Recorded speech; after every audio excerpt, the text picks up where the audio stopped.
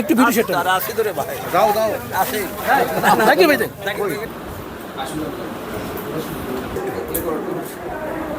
অত্যন্ত দুঃখজনক। আমাদের বিগত যে সরকার ছিল, হাসিনা সরকার, তারা কখনোই বাংলাদেশের মানুষের স্বার্থ, বাংলাদেশের স্বার্থ নিয়ে কোনো রকম কোনো বার্গেন ভারতের সাথে করতে পারে নাই।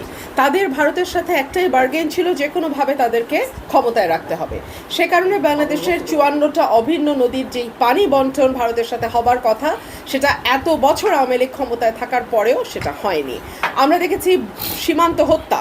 আওয়ামী লীগ সরকার যখন ছিল, প্রতি একদিনে অন্তত 2-3টা খবর আমরা পেতাম যে সীমান্তে মানুষকে একেবারে পাখির মতন গুলি করে হত্যা করা হচ্ছে। সেটারও কোনো রকম কোনো বিচার, কোনো রকমের কোনো পদক্ষেপ আমরা বিগত সরকারকে নিতে দেখিনি। আমি এই সরকারকে সাধুবাদ জানাই, তারা শুরু থেকেই অত্যন্ত স্পষ্ট ভাষায় বলে দিয়েছে বর্ডারে আর কোনো হত্যা তারা সহ্য করবে না, এবং আমাদের বিজিবিকে তারা ইনস্ট্রাকশন দিয়েছে যে এখন আর পিঠ দেখিয়ে সরে যাওয়ার সময় শেষ হয়ে গেছে। এবং নদীর পানির ব্যাপারে আমাদের উপদেষ্টা যারা আছেন, ওনারা খুব পরিষ্কারভাবে বলেছেন যে আন্তর্জাতিক যেই আইন আছে, বেসিন বেসড পানির বন্টন, যেটা আন্তর্জাতিকভাবে স্বীকৃত যেই পন্থা, সেভাবেই ভারত বাংলাদেশের মধ্যে পানি বন্টন হতে হবে।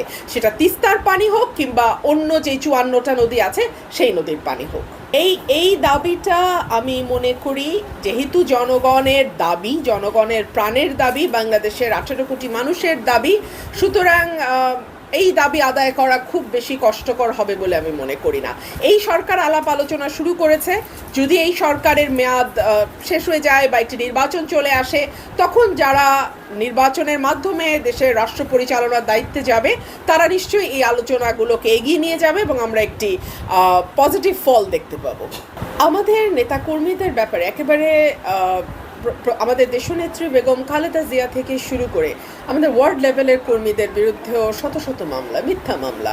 এবং আমি মনে করি যে একটি সুষ্ঠু বিচার ব্যবস্থা যদি আমরা প্রতিষ্ঠা করতে পারি, দেশে যদি আইনের শাসন ফিরে আসে, বিচার বিভাগ যদি স্বাধীনভাবে কাজ করতে পারে, একটা মামলাও টিকবে না ইনশাল্লাহ। আমরা একটি নতুন বাংলাদেশের স্বপ্ন দেখছি, আমরা নতুন রাজনীতির স্বপ্ন দেখছি। আমরা চাইছি রাজনীতিতে তরুণ মেধাবী নেতৃত্ব এগিয়ে আসুক, এবং আমি বিশ্বাস করি সেই নতুন রাজনীতি, সেই নতুন সংস্কার বিএনপির হাত দিয়েই শুরু হবে, এবং মেধাবী সৎ তরুণ নেতৃত্বকেই বিএনপি প্রাধান্য দেবে। আমাদের প্রক্রিয়া চলছে, আশা করছি উনি খুব শীঘ্রই আমাদের মাঝে আসবেন, এবং আমি জানি বাংলাদেশের 18 কোটি মানুষ তার জন্য পথ চেয়ে আছে। আমাদের নেতাকর্মীরা অধীর আগ্রহে অপেক্ষা করছে নেতাকে একবার দেখবার জন্যে। সুতরাং তিনি যত দ্রুত সম্ভব তিনি বাংলাদেশে আসবেন। আপনারা জানেন যে এই অবৈধ সরকার, যারা গত 15 বছর জনগণকে চাপে রেখে ক্ষমতা আঁকড়ে ধরেছিল, তারা কিভাবে দেশনেত্রী বেগম খালেদা জিয়াকে মিথ্যা মামলায় কারাগারে নিয়েছে, দীর্ঘ সময় তাকে সলিটারি কনফাইনমেন্ট আমরা বলি, একাকী বন্দি অবস্থায় তাকে কারাগারে রেখেছে, এবং একটা 150 বছরের পুরনো স্যাঁতস্যাঁতে কারাগার। সেইখান থেকে তার শারীরিক অবস্থার যে অবনতি হয়েছে, এর দায়িত্ব আওয়ামী লীগকে নিতে হবে। এবং আমরা বিশ্বাস করি যে তিনি এখন মুক্ত বাতাসে এসছেন, তিনি তার নেতাকর্মীদের মাঝে ফিরে এসছেন, এবং